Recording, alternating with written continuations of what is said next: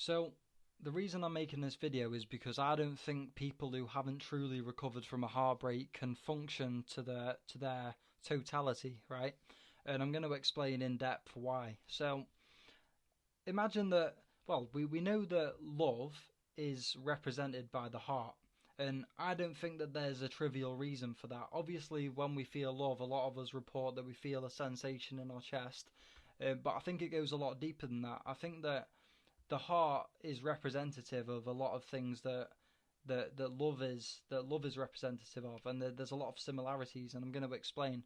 So if you imagine the heart is such a vital organ because all other organs rely on its ability in delivering oxygen effectively to those organs. Nothing can function without that, right?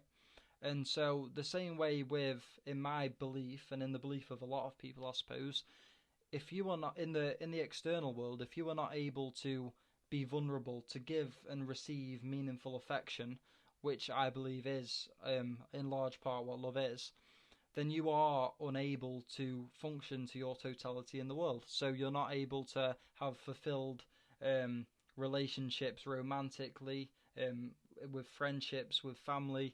That's going to have an effect on your mental health because we are deeply social and emotional creatures. That's going to affect your physical health more than likely, and we're not going to be truly fulfilled. And that's what I mean. That's why I link the analogies together, because I think that I personally believe that we cannot exist as the beings we were supposed to exist at without having the capability to be vulnerable. So, what can we do about that? Now, the reason, not always, but a lot of the time, the reason that people aren't able to give and receive meaningful affection is because of something that happened to them, such as a traumatic breakup. It's not always the case, but that's just the most likely case. And I think what happens here is that the person who's heartbroken internalizes it differently from what it really was. So I think that with any love, there has to be vulnerability, because without vulnerability there is no love, right? And so that can't be the issue. So the issue of breakups is usually very complex, but what I would advise to do is that you sit and meditate upon what really went wrong, because often it's the abuse of that vulnerability, or a clash of personalities, that or something wasn't working, and sometimes it's being naive too soon. Well, whatever it is, there's a reason that you can get to, that you can really deeply think about, and you can learn to kind of get your thoughts in order around what went wrong, and then hopefully you'll be able to let the barriers down eventually, and then be able to give and receive meaningful love. And I think that your life will prosper because of that. Because, as I say, I believe that a lot of a fulfilled life is predicated on your ability to give and receive meaningful affection, which I also say is what I believe to be, well, a large part of what I believe to be love.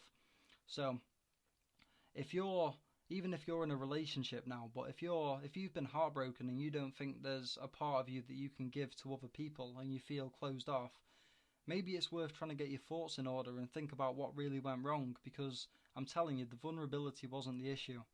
And don't get me wrong, naive and vulnerable are different things, but it's one thing to be naive and one thing to be vulnerable.